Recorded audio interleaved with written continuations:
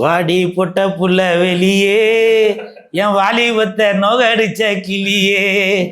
அதெல்லாம் இன்னும் வரைக்கும் சிட்டியை தாண்டி எதனா அந்த ஸ்டேஜ் ஷோ ட்ராமாலாம் நடக்குதுல்ல, அந்த அந்த கூத்துலலாம் கண்டிப்பாக அந்த பாட்டு போடுவாங்க இல்லையா?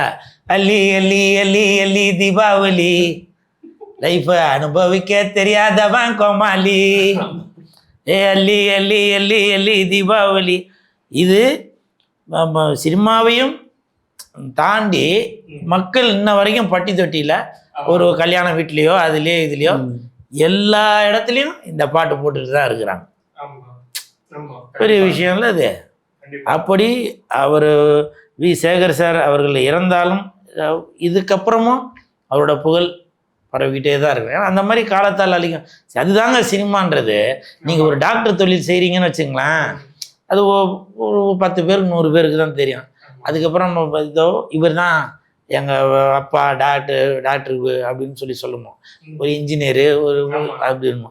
ஆனால் சினிமாவில் மட்டும் இன்ன வரைக்கும் புரட்சி தலைவர் அவர்கள் இன்னமும் என்ன பண்ணாங்க எது பண்ணால் அது சினிமான்றதுனால தான். அப்படி காலத்தால் அழிக்க முடியாதது தான் இந்த ரஜினிகாங்கும். வெயிட் பண்ணி பாருங்கள் தெரியும்.